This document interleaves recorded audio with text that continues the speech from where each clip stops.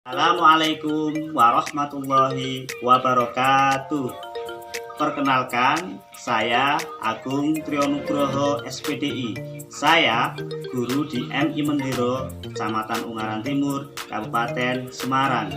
Saya sekaligus sebagai mahasiswa PPG dalam jabatan tahun 2021 Angkatan 1 di LPTK IAIN Salatiga. Pembelajaran dari rancangan perangkat pembelajaran yang meliputi RPP, bahan ajar, media pembelajaran, LKPD, dan evaluasi pembelajaran. Berikut ini video peer teaching saya. Selamat menyaksikan. Bismillahirrahmanirrahim. Assalamualaikum warahmatullahi wabarakatuh.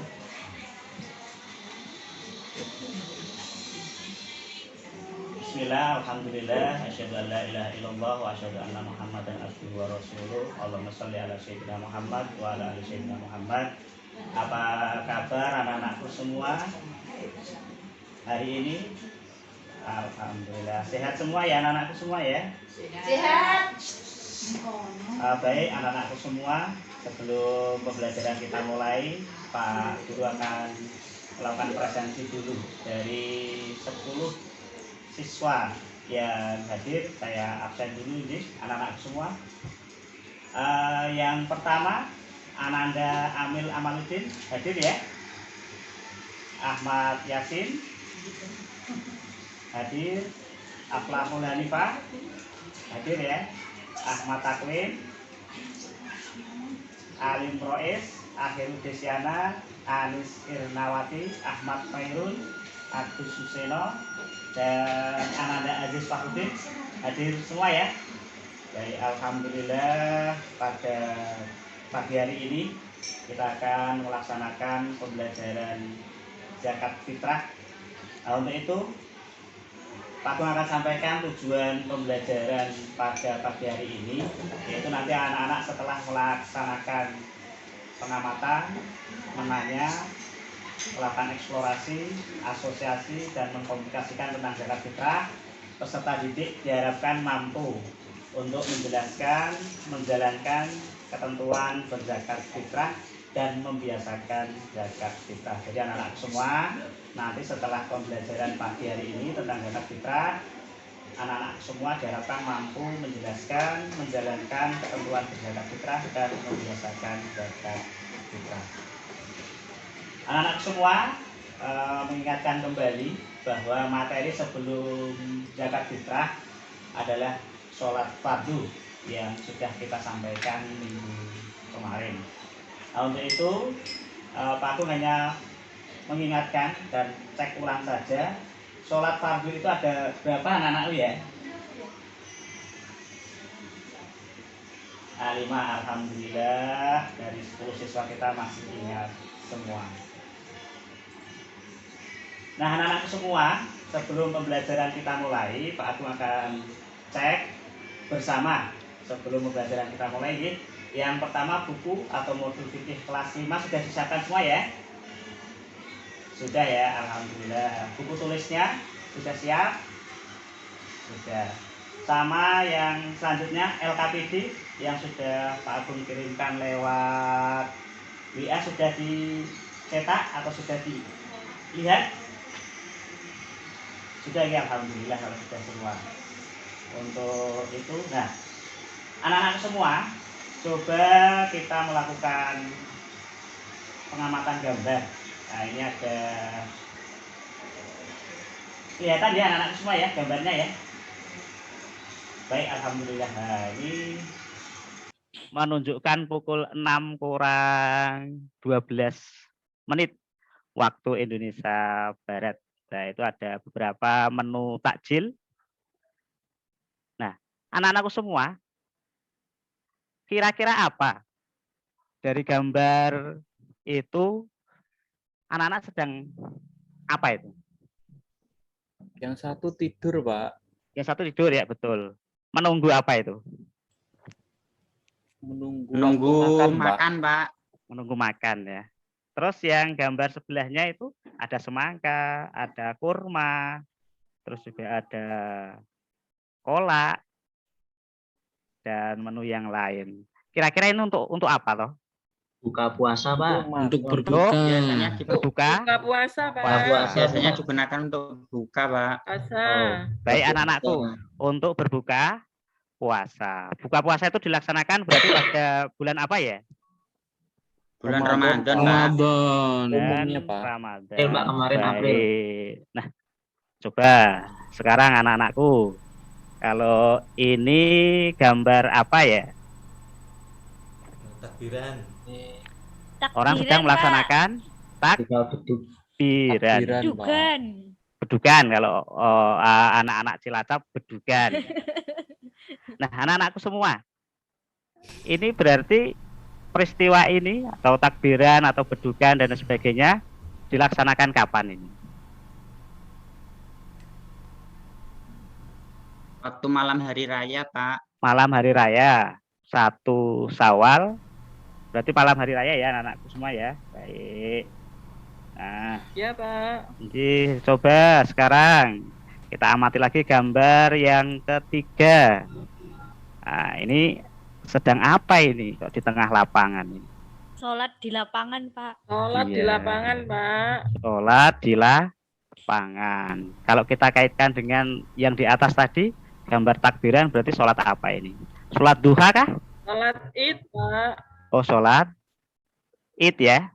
Baik anak-anakku, Idul berarti Fitri, sholat ya. Idul Fitri. Baik, terima kasih Ananda Anis yang luar biasa pada pagi hari ini. Nah, anak-anakku semua, tadi peristiwa yang pertama adalah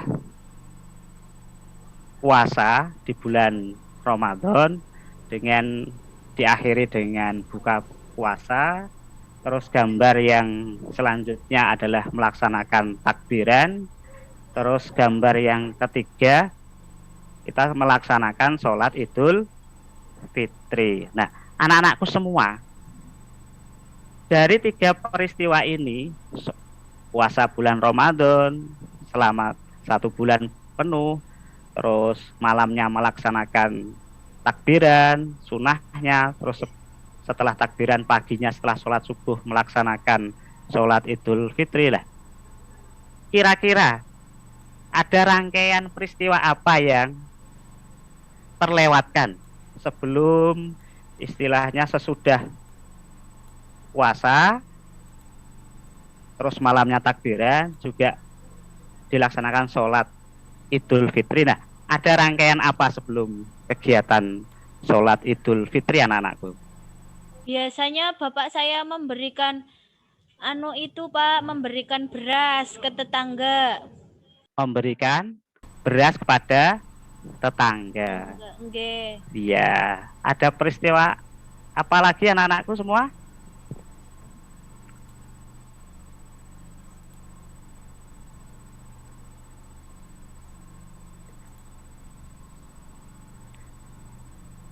Nah, baik.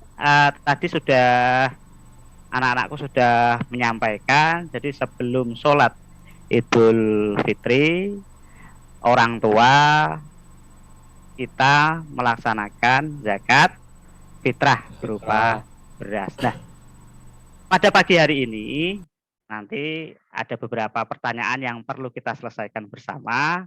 Yang pertama, apa zakat fitrah itu? Yang kedua, adakah dalil kewajiban berzakat fitrah? Bagaimana cara menunaikan zakat fitrah dan apa hikmah berzakat fitrah? Nah, coba perhatikan anak-anak semua yang ada di layar. Pak Agung akan menyampaikan dari beberapa peristiwa tadi dapat kita simpulkan bahwa dari 3 peristiwa pengamatan tadi kita akan melaksanakan zakat fitrah. Apa toh zakat fitrah itu? Nah, di sini dapat disimpulkan bahwa zakat fitrah terdiri dari 2 kata, yaitu zakat dan fitrah. Zakat berarti bersih dan suci, sedangkan fitrah berarti jiwa. Dapat disimpulkan bahwa zakat fitrah adalah sejumlah harta yang wajib dikeluarkan sebagai pembersih jiwa. Zakat fitrah dikeluarkan setiap setahun sekali berupa makanan pokok. Kalau di Indonesia tadi, di Indonesia bagian Cilacap, yaitu beras. Dan pada umumnya juga beras. Nah, anak-anakku semua, berkaitan dengan zakat fitrah, dasar hukumnya, hukum zakat fitrah adalah fardu ain ya. Fardu ain, Pak. Nah, yaitu wajib dilaksanakan setiap umat Islam, baik laki-laki maupun perempuan, tua maupun muda, anak yang baru dilahirkan, dan orang yang menjadi tanggungan seseorang tersebut. Nah, di sini anak-anakku, coba Mas Ahmad Yasin, kelihatan ya dasar hukum yang pertama, coba dibacakan. Bismillahirrahmanirrahim.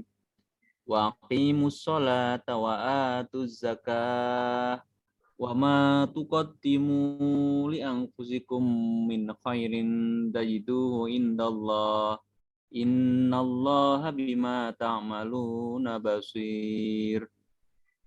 Shadaqallahul adzim. Terima kasih Mas Ahmad Yasin. Suaranya merdu, bacaannya bagus, tajwidnya juga bagus. Nah, anak-anakku semua diartikan dan dirikanlah sholat dan tunaikanlah zakat. Jadi artinya dasar hukum zakat fitrah itu berarti tadi ya fardu ain. Nah, anak-anakku semua, dasar hukum yang kedua. Di sini coba saya minta anak-anakku semua sambil cek bacaan ya, bacaan Al-Qur'annya. Nah, ini silahkan Ananda Aflahul. Nah, ya siap. Bismillahirrahmanirrahim. Izin ke belakang Pak Guru. Oh iya, nah Anda amin. Shadaqatan tutahhiruhum wa tuzakkihim biha wa sholli alaihim. Inna sholawataka sakanul lakum wallahu sami'un alim. Shadaqallahul adzim. Terima kasih Shadaqallahul adzim. Ananda. Diingat-ingat ya setiap mengakhiri bacaan Al-Quran dengan Shadaqallahul adzim. Maha benar Allah dengan segala firman-Nya. Nah, baik anak-anakku semua, yang selanjutnya adalah tata cara menunaikan zakat. Nah, Pak Guru akan fokuskan benda atau barang apa yang digunakan untuk melaksanakan zakat fitrah. Di sini Pak Guru akan membagi kelompok menjadi dua, karena anak-anakku yang hadir di Zoom ini 10. Nah, anak-anakku semua, dari rangkaian peristiwa di atas, ada hikmah di balik mengeluarkan zakat fitrah. Ini didasarkan dari hadis Rasulullah SAW mewajibkan zakat fitrah sebagai penyuci bagi orang yang berpuasa. Jadi zakat fitrah itu sebagai penyuci bagi orang yang berpuasa dari perbuatan yang sia-sia dan kata-kata kotor, serta sebagai pemberian makanan untuk orang-orang yang miskin.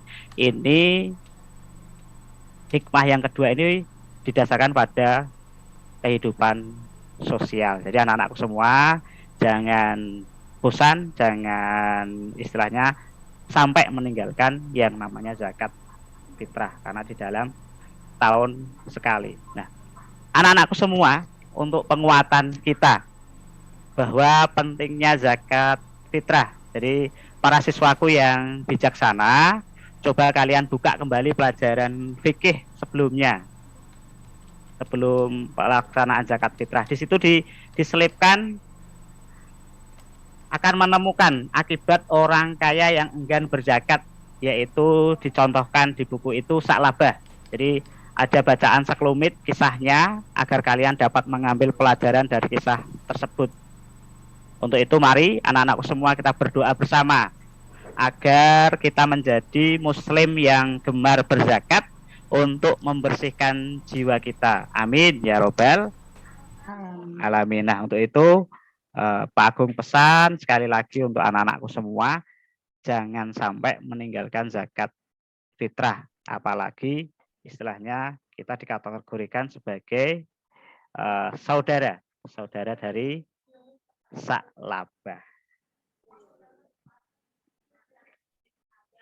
Anak-anakku semua, perlu kita garis bawahi kembali bahwa zakat fitrah adalah zakat yang dikeluarkan berupa makanan pokok dari setiap individu di bulan Ramadan. Jadi ketika hadir di bulan Ramadan berarti wajib untuk mengeluarkan zakat fitrah dengan ukuran kurang lebih 2,5 kilo kalau di Indonesia berupa beras. Dengan syarat Islam, syarat yang kedua ada kelebihan harta untuk kebutuhan pokok pada malam hari raya dan siangnya. Yang tiga mendapati bagian awal sampai akhir bulan Ramadan walaupun hanya sebentar. Untuk waktu tadi sudah kita sampaikan dari awal Ramadan sampai dengan sebelum sholat Idul Fitri. Anak-anakku semua sampai di sini paham semua ya tentang zakat fitrah? Paham Pak Guru. Paham. Baik, terima kasih siap, kalau paham, sudah Pak. paham semua. Nah, nanti ketika ada beberapa pertanyaan yang mungkin masih mengganjal, nah itu bisa disampaikan lewat WA pribadi maupun lewat WA grup. Nah, anak-anakku semua, nah sebelum mengakhiri, nah nanti Pak Guru tadi malam sudah mengirim evaluasi pembelajaran, nanti bisa dikerjakan di LKPD yang sudah disediakan, tinggal di-download atau istilahnya mau langsung dikerjakan, setelah itu dikirim ulang ke nomor Pak Agung juga enggak apa-apa. Ini ada 2 tugas pribadi. Kalau tadi yang pertama tugas kelompok sudah masuk semua nilainya 10 anakku. Sekarang untuk yang tugas pribadi ada 10 soal pilihan ganda dan 5 soal uraian singkat. Nah, nanti untuk uraian singkat ini anak-anakku supaya lebih mendalami materi zakat fitrah yang ada. Gitu anak-anakku semua sudah paham untuk tugasnya pagi hari ini? Sudah, Pak. Paham Pak. Nggih, Pak. Ada pertanyaan untuk soal evaluasinya? Cukup jelas Bapak. Cukup jelas ya, cukup 10 soal sama 5 soal isi lah. Nanti waktunya 2 hari setelah hari ini dikumpulkan di nomor Pak Agung. Nah, anak-anakku semua, kita sebagai orang Islam itu harus mencontoh pribadi dari Rasulullah Shallallahu Alaihi Wasallam. Nah, beliau pernah bersabda seperti ini: apabila Rasulullah menemui suatu kesulitan, maka beliau segera mengerjakan sholat. Ini sebagaimana hadis riwayat Abu Daud. Jadi apapun kesulitan yang kita hadapi di dunia ini, mari kita kembalikan kepada Allah Subhanahu wa taala sebagai zat yang maha agung, zat yang maha pemberi solusi. Ini ya anak-anak semua, istilahnya diperhatikan dengan benar bahwa apapun kesulitan kita di dunia ini, apalagi sekarang sedang masa pandemi yang belum berakhir dan terus diperpanjang PPKM-nya, untuk itu kesulitan apapun, mari anak-anak semua kita kembalikan kepada Allah dengan mengerjakan sholat. Siap anak-anakku? Siap Bapak. Baik, kalau Iya, sudah Pak. siap ya. Pak. Ini ya, pokoknya pesan Pak Agung jangan sampai Oke. dilupakan. Ini juga sebagai motivasi bahwa kita sebagai orang Islam itu harus istilahnya semua dikembalikan kepada Allah dan dengan jalan mengerjakan sholat dan bersabar. Nah, Terima kasih anak-anakku semua yang pagi hari ini telah antusias mengikuti pembelajaran materi fikih kelas 5 semester 1. Semoga dengan materi yang Pak Agung sampaikan, anak-anakku bisa mengambil pelajaran dan hikmah yang ada di dalamnya. Jadi anak-anakku semua, zakat itu ada 2 dimensi. Jadi dimensi spiritual maupun dimensi sosial. Secara dimensi spiritual itu hubungannya dengan Allah Subhanahu wa taala. Sebetulnya Allah tidak butuh harta kita, yang butuh adalah kita.